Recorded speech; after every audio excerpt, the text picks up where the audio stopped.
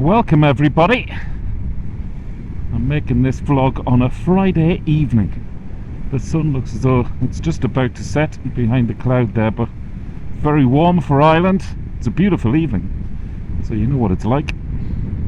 Couldn't resist a little spin out. I spend the winter wishing on nights like this, and normally I'm sort of sat in front of the TV on a Friday night in the winter, and it's just such a joy to be out.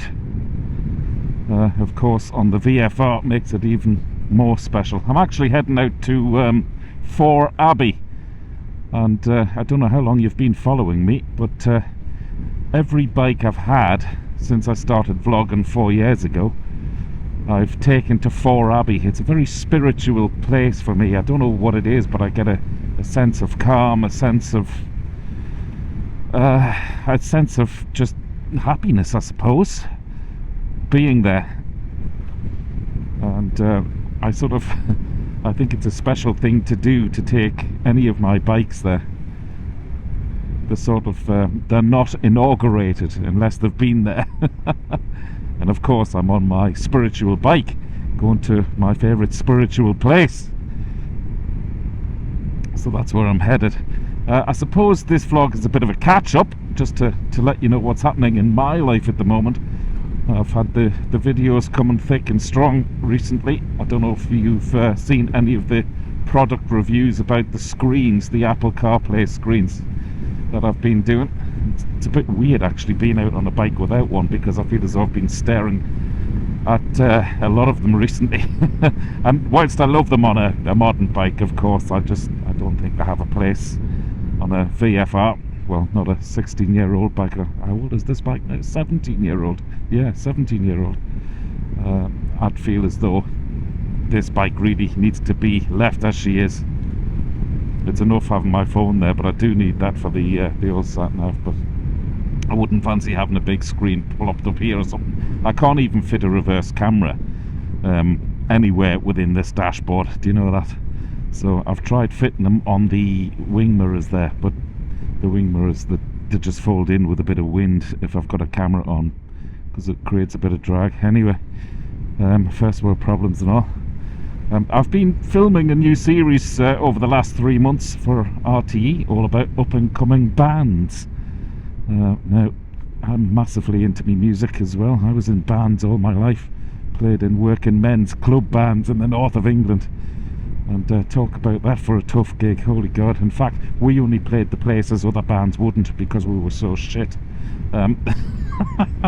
Truth, I was a singer and a guitarist, still am really, but you know, I love any opportunity to get up and am I going the right way here? I am. To get up and sing a song. I don't need any encouragement, as my friends say. So yeah, we've been making a series about up-and-coming bands. So predominantly they're all teenagers, and it's a bit of a social experiment as well, because you know what it's like with teenagers these days. They find it difficult to converse the way we would at our age, and it's a really interesting experiment, seeing them going out on the street to talk to people, to get them, or to convince them to come to their gig, to actually sell tickets, to put bums on seats, to actually find the venue as well, and then of course having the talent to play 15 or 16 songs and entertain an audience for an hour and a half. Now let me tell you, I've already said the word there, talent. When I was in a band, it was heavy rock or nothing, you know. And to see these hugely talented teenagers, I mean, oh my god, like, ridiculous, the talent. So if you want to watch that and you live in Ireland, it starts this September on RTE1. It's an Irish language programme, in fact, and it's called Gig More, which means the big gig. But it promises to be a great watch. I'm off to Spain tomorrow, because I don't have any work on next week, and my eldest lad's heading out there for the summer.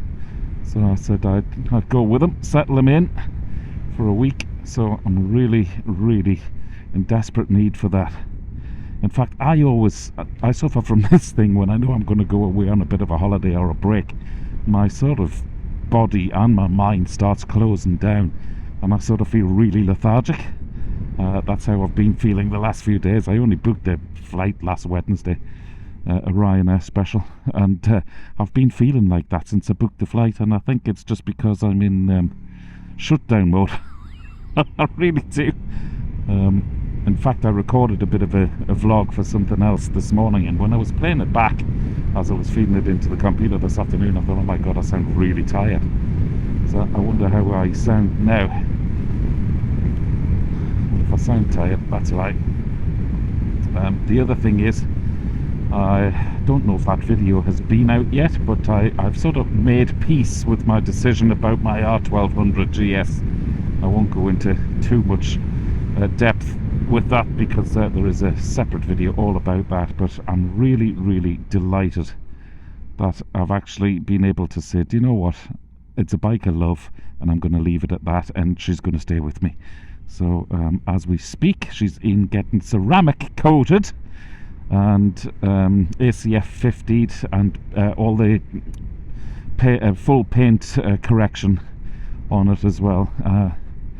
Now, it's not cheap for those of you who've had it done. You'll know exactly how much expense it is, but I really think it's a bike worth spending the money on, and I'm looking forward to getting her back and seeing her absolutely gleaming. Funny, when I did the Northumberland 250 a few months back there with Trev, for those of you who watched that, you'll know the torrential weather we were caught in. I really noticed a week after how much it had damaged the finish on the bike, and indeed the paintwork was coming off the engine as a result. It saddened me, you know what it's like. We fall in love with the bikes. This is a pretty little spot, isn't it? Beautiful little fishing lake down there, unless it's a flooded field. No, surely not at this time of year. It's ages since we've had rain, thank God. This is only like 15 minutes from where I live. I used to love that about coming out on the VFR800, because I wasn't bothered about any road I took on that bike. It would just go anywhere, do anything. As I always called it, my mini Land Rover. Except it didn't cost a pittance of what my Land Rover does cost me. Let's not get into that. But it's always lovely to be out on roads like this. It feels I'm really looking down at the phone. I'm very conscious that I'm looking down a lot at the phone for the sat-nav, rather than looking at the big display in front of me. So what's the other thing I just wanted to chat to you about? I've noticed the brakes on my VFR, this very bike I'm on now, they feel very soft. Now, I think it's partly due to riding the Triumph Street Triple 765 RS, where it's got stylemas, and I mean, I've never known brakes like it on that bike. And of course, with it being such a light bike as well, it literally, it would rattle your teeth if you're coming to emergency stop. So I'm wondering if that's part of the problem with being on the VFR here. And maybe that's why it feels soft. But I've been looking up a few YouTube videos. I am going to bleed the braking system, get any air bubbles out, and I'm going to replace the pads as well, because it's been over a year since the pads have been replaced on this bike. In fact, I might even just give it a bit of a service myself and learn how to do that.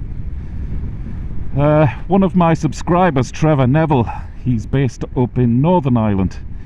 He's contacted me twice now about a dream bike I've been searching for, which is a CBR 600, which I used to have back in 1993. Cue the photograph on the screen now. Yep, that really is me. And I've always thought, just for nostalgia reasons purely, that I'd love the same bike in the same colour scheme again. I really idolised that bike. I worshipped that bike. Unfortunately, I crashed it, but I'd love to find another before it's too late. Anyway, Trevor Neville contacted me recently to say, I've found one, Dave, there's one for sale. I think it was on Facebook Marketplace, not far from where I live. And of course, as soon as I rang up about it, it had been sold as well. So thanks for trying anyway, Trev. And on that note, if anybody else knows of one of these, it has to be this colour scheme. I won't settle for anything else, otherwise, you know, I just won't bother. But if anybody else sees one of these for sale, please let me know, and I will travel anywhere.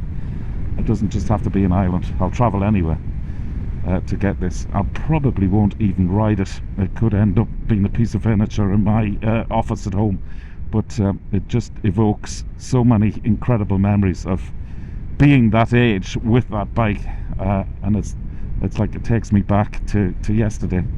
So I'd really love a bike like that. God, that would be a gorgeous little Airbnb property, wouldn't it? Look at the view here, folks. Oh God, I do love the summer, and I can smell the grass as well.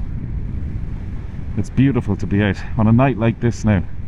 In a previous life I would have been out flying, but I was far too addicted to that. I mean, it actually controlled my life, and I used to take time off work just on the prospect of the weather being good enough to go flying, and then of course the weather would change, and oh God, it was a disaster. But that's where I would have been tonight. So just to update you about the screen on the VFR as well, I'm sticking with this screen for the meantime. It's still not great. I've got my earplugs in, because you have to. No matter which screen I've tried, and no matter which deflector I've tried on various different screens, the wind noise is just, oh man, it's too much. And it actually hurts my ears on some of the screens. This seems to be doing okay tonight. It's got a bit of a curve, you probably can't tell from this camera angle, but it's got a bit of a sort of lip up, so I'm hoping because of that it does throw the wind around me a little bit more. So I was looking at doing a separate video all about the VTech, how it works, what it does, what it feels like when you do open it up, because I seem to get asked that a lot. In fact, anytime I'm out on this VFR, those videos seem to get more questions or more comments than any others that I do. I wonder if it's because of the popularity of the bike, or the fact the bike is within reach to most, you know. I mean, all of these new bikes, like the new GS and the Ducatis and everything, I mean, you've got to be bloody rich to own a bike like that.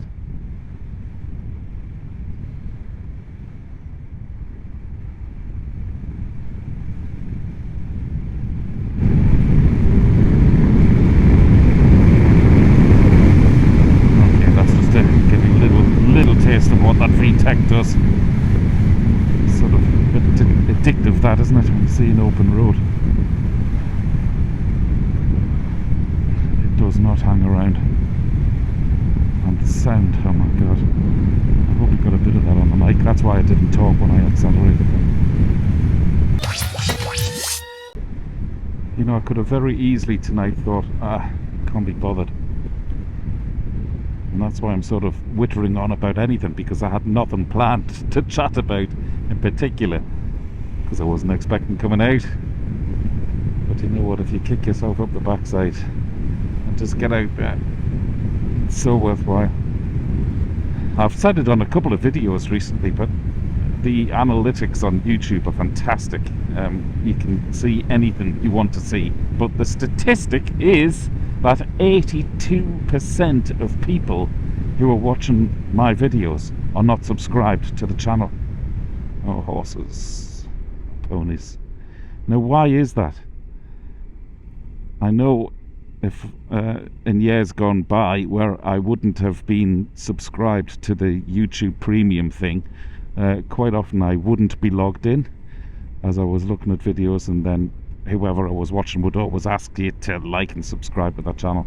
There was too much of a faff on to do that. But if you are logged in and you're watching this channel now, could you please like and subscribe? That really will bring me closer to my goal. I couldn't believe that statistic, and that's YouTube telling me that, so it's not sort of a made-up statistic from elsewhere, a third party. This is such a gorgeous evening. That's a gorgeous look over there. eyes on the road, Dave. That was very funny on the Northumberland 250. Just reminded me of Trev, who I was doing the ride with on the final day.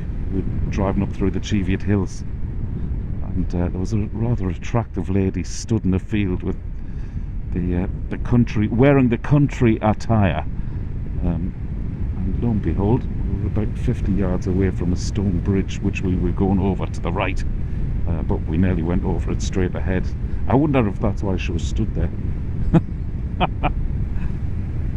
If you haven't seen those videos, well worth a watch. 4 episodes and just great crack. A complete washout, but great crack. I love Ireland. Didn't we ever tell you that? The scenery is just incredible, isn't it? And here we are in the village of Fore.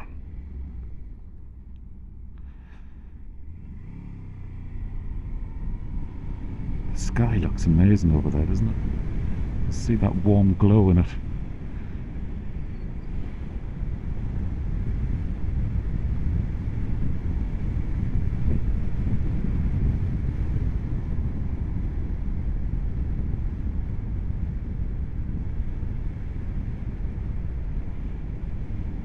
Must be a festival on or something this weekend.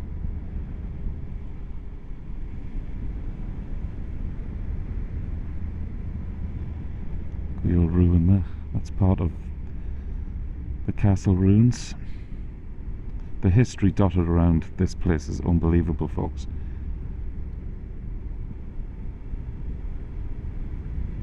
And here we are. Here's the car park, and over there is Fore Abbey.